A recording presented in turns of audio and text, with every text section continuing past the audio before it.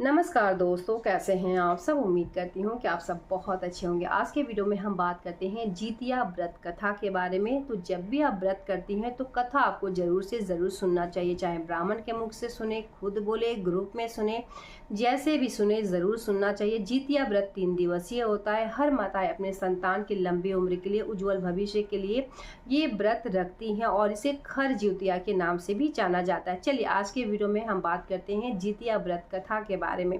वैसे तो जितिया का व्रत कथा बहुत तरीके का होता है, लेकिन जो चिल्लो सियारो का कथा है वो बहुत ज़्यादा प्रचलन में रहता है। तो आज के वीडियो में चिल्लो सियारो का जो कथा है वो विस्तार पूर्वक मैं आपको बताऊंगी, तो वीडियो को आप लोग अच्छे से देखें।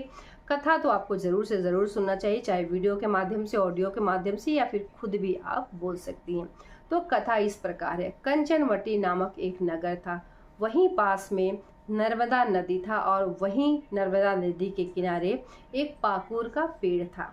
पाकुर के पेड़ के ऊपर जो था वो चिल्लो रहती थी और नीचे जो सियारन रहती थी। दोनों में घनिष्ठ मित्रता थी और दोनों एक दूसरे का मतलब सहेली थी। जो कुछ भी चिल्लो लेकर आती वो सियारन को देती, सियारन जो कुछ भी लेकर आती वो चिल्लो को देती। मिलजुल कर वो अपना जीवन यापन कर रहे थे। एक दिन की बात है, जितिया का पर्व स्टार्ट हो गया था। सप्तमी, अष्टमी, नवमी वाला जो समय था, तो सप्तमी को जो नर्मदा नदी के किनारे कुछ महिलाएं स्नान कर रही थी। बहुत ध्यान से चिल्लो उस चीज़ को देखी और उन्हें बाद में पता चला कि ये जो व्रत होता है वो संतान के लिए किया जाता है और वो भी ये व्रत को रखेंगी। चिल्लो सियारत से पूछती है कि क्या तुम भी इस व्रत को रखोगी, ये व्रत बहुत अच्छा होता है और संतान के लिए किया जाता है। सियारो बोली कि हाँ चलो हम दोनों इस व्रत को रखते हैं।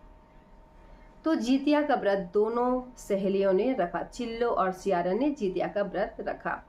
चिल्लो जो है बहुत ही अच्छे से व्रत का पालन की, सप्तमी तिथि का पालन की, अष्टमी वो व्रत रखी थी और इसी तरीके से वो सोई हुई थी और भगवान का नाम जप कर रही थी।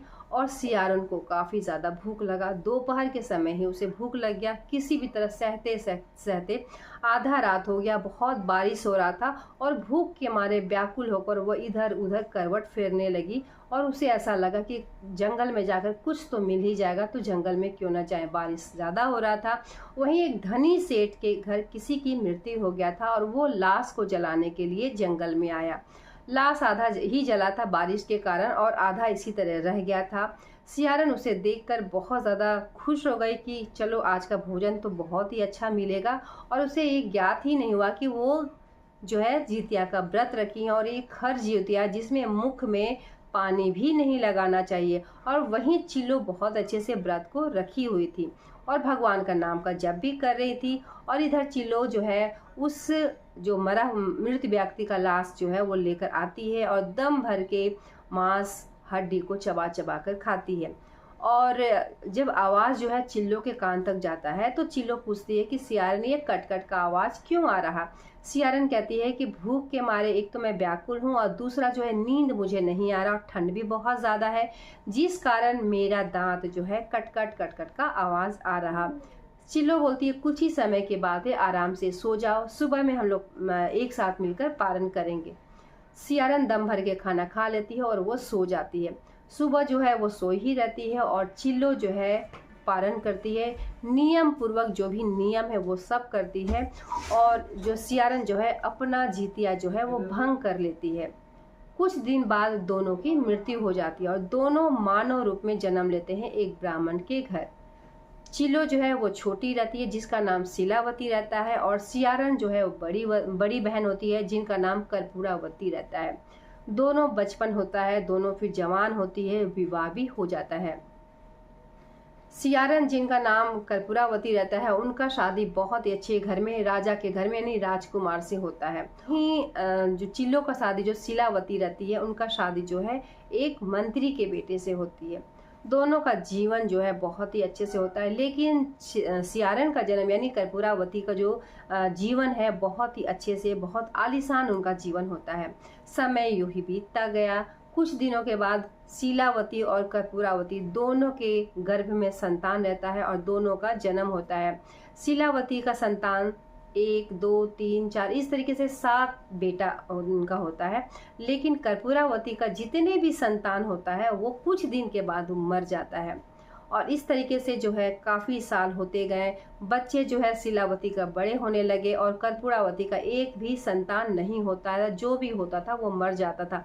ये सब देखकर वो काफ़ी जलने लगी कि हम दोनों एक ही बहन है और मैं इतने बड़े घर में आई हूँ और ये मंत्री की बीवी है, लेकिन इसका जो संतान है 7-7 बेटा है और सारे जो है स्वस्थ है, अच्छे हैं, निरोग है। वो काफ़ी ईर्ष्या करने लगी, काफ़ी जलने लगी। एक दिन कर्पूरावती कहती है कि शीलावती के जितने भी संतान हैं उन्हें तो मार दो, मृत्यु का घाट उतार दो और उनका जो सर है उनके माँ यानी शीलावती के घर जो है अच्छे से मलमल के कपड़े से ढककर, रेशमी कपड़े से ढककर उन्हें सौगात के रूप में भेजो। ये मैं जो है देखना चाहती हूँ, मैं देखना चाहती हूँ उनके बच्चे को भी मृत्यु इसी तरीके से हो जिस तरीके से मेरा बच्चा नहीं है। तो ये मैं बर्दाश्त नहीं कर पाती हूँ कि उनका संतान है वो भी 7-7। राजा कहे अनुसार जितने भी संतान थे उनको मृत्यु का घाट उतार दिया और सभी का सर अलग अलग थाल में परोस कर शीलावती के घर रेशमी कपड़े से लपेटकर अच्छे से भिजवा दिया गया। सेवक ले जाकर शीलावती के घर देता है और कहता है कि राजा आपके लिए कुछ उपहार भिजवाए हैं। शीलावती ने कहा कि ठीक है, तुम इसे रूम में रख दो, यानी कोई कमरा था उसमें रख दो। ठीक है, तो उसके बाद से जब शीलावती काम से फ्री होकर जब वो देखती है और कपड़े उठाकर देखती है तो सभी में अलग अलग पकवान, मिठाई, फल भरे हुए थे। लेकिन इधर कर्पूरवती जो थी वो सुनने के लिए व्याकुल थी कि उधर से कुछ रोने की आवाज़ आए, क्योंकि इतने टाइम हो गया है, बच्चे का जो सर भेजा हुआ अभी तक उधर से कोई रोने धोने का आवाज़ नहीं आ रहा और बहुत व्याकुल भी थी वो कि अभी तक कोई आवाज़ नहीं आ रहा, क्या बात है। और वो बर्दाश्त नहीं कर पाई और जाकर खुद ही वो शीलावती के घर गई और इसी तरीके से वो पूछने लगी हाल चाल, क्योंकि वो तो ये जानना चाहती थी कि उस थाल में जो है बच्चों का सर भिजवाए थे, अभी तक वो जो है शीलावती वो थे देखी कि नहीं। तो उधर से वो देख रही है कि सातों बच्चे जो है शीलावती के आ रहे हैं और ये सब देखकर वो बेहोश होकर गिर पड़ी। जब उसे होश में लाया गया तो वो अपनी बहन को पकड़ के बहुत रोती है और पूछती है कि तुमने ऐसा क्या किया है जिसके वजह से तुम्हारे बच्चे को इतने बार मारे जाने की वजह से भी बच्चे जो है वो जीवित हो जाते हैं। बताओ तुमने ऐसा क्या किया और मेरे सारे बच्चे जो है मर जाते हैं, या फिर एक भी बच्चा अभी तक मेरे पास नहीं है और तुम्हारे पास 7-7 संतान है। तो तुम ऐसा क्या करती हो, कौन सा ऐसा काम करती हो, कौन सा ऐसा पूजा पाठ व्रत करती हो जो मैंने नहीं किया।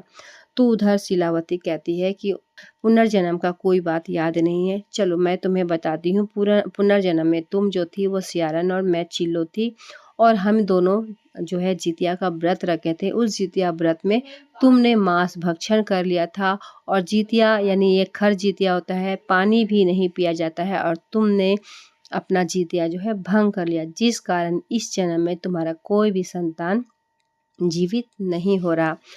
तो चलो अब मैं तुम्हें जितिया जो 3 दिवसीय ये व्रत होता है इसका नियम विधि बताती हूँ, तुम बिल्कुल वैसे ही करना और देखना तुम्हारे संतान होंगे, वो भी संतान दीर्घायु रहेंगे और स्वस्थ रहेंगे। तो इस तरीके से चिल्लो यानी जो शीलावती रहती है वो सियारो यानी जो कर्पूरावती रहती है उनको सब कुछ नियम विधि बताती है और इस तरीके से उन्हें संतान होता है और संतान सुख उन्हें मिलता है। तो जितिया व्रत जो होता है इसी से खर जितिया के नाम से भी जाना जाता है। इसमें एक जीव की भी हत्या जाने अनजाना भी नहीं करना चाहिए और जितिया 3 दिवसीय होता है। बहुत अच्छे से इस व्रत को करना चाहिए, नियम विधि के साथ करना चाहिए और ये व्रत जो है संतान की लंबी उम्र के लिए, दीर्घायु के लिए हर माताएं करती है। तो जाने अनजाने में कोई भी गलती ना करे। ठीक है, तो ये कथा यहीं तक थी। मिलते हैं एक नई वीडियो के साथ, तब तक के लिए धन्यवाद।